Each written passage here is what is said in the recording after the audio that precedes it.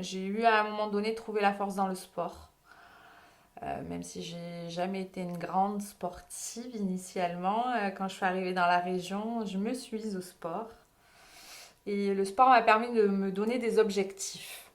Voilà. Et de faire en sorte de les atteindre pour prouver aux autres que je pouvais y arriver. Même si j'étais pas sportive et fumeuse, j'ai réussi. Et c'était quel sport? La course à pied. La course à pied, j'ai commencé quand je suis arrivée dans la région parce que je connaissais personne et qu'à un moment donné, il fallait bien que j'apprenne à connaître du monde. Donc c'est la maman d'un ami à ma fille qui m'a proposé de m'inscrire dans un club de sport, enfin dans un club de course à pied.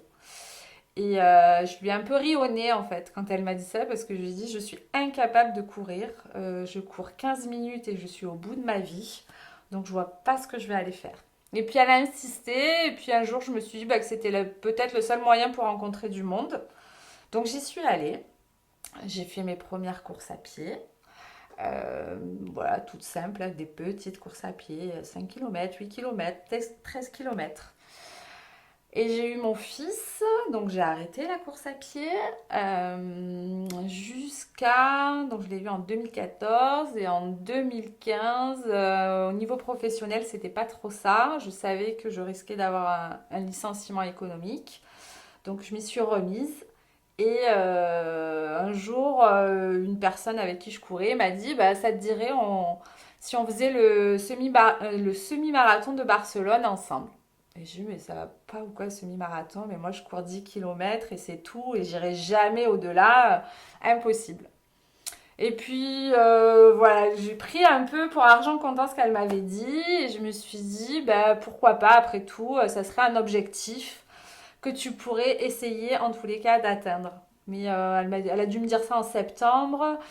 Et en octobre, j'apprenais que je risquais d'être licenciée économiquement. Donc il me fallait trouver vite quelque chose pour me raccrocher et voilà, et pas sombrer dans qu'est-ce que je vais faire, comment je vais faire et autres.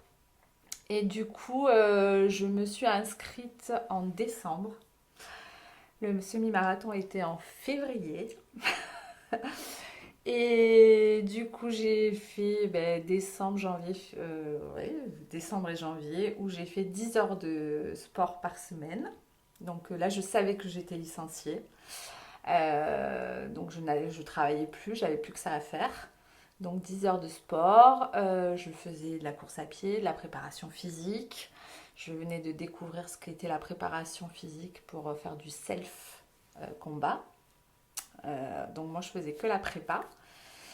Et puis je suis arrivée au 14 février 2016 à Barcelone avec mon mari, mes enfants qui m'ont accompagnée.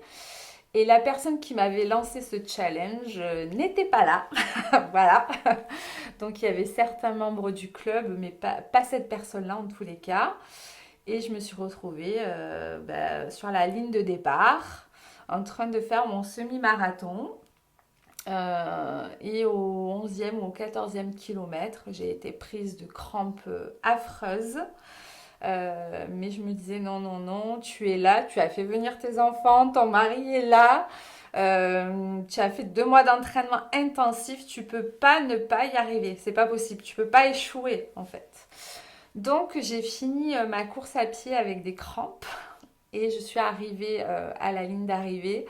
Et là, je crois que ça a été un trop plein d'émotions qui s'est déversé sur moi en voyant mes enfants, mon mari, ma fille qui était en larmes. Mon mari, pareil, avait les larmes aux yeux de voir que, bah oui, celle qui était pas sportive, celle qui fume alors que pour courir c'est un peu moyen quand même, et celle qui traverse une période un peu compliquée, finalement, elle y est arrivée. Et je voulais y arriver parce que ma fille, à cette époque-là, c'était une adolescente qui se cherchait. Et je voulais juste qu'elle comprenne qu'en fait, dans la vie, tout est possible. À partir du moment où on se donne les moyens, où, euh, où on se pousse, on se met des coups de pied aux fesses, hein, concrètement, on va sortir de notre zone de confort, il n'y a pas de raison que ça ne marche pas, quoi. Et ça, c'était un peu le message subliminal que je voulais lui faire passer. Donc j'étais très fière déjà d'avoir réussi, hein, parce que c'est pas un exploit en soi, hein, mais c'était un exploit pour moi en tous les cas d'y être arrivée. Mon mari et sa famille qui sont de gros sportifs, je crois que même eux pensaient pas que j'y arriverais. Donc voilà, c'était un petit clin d'œil pour leur dire que bah oui, bah moi j'y arrive. Voilà, donc ouais, ça a été une force pour moi en tous les cas, de faire ce parcours-là.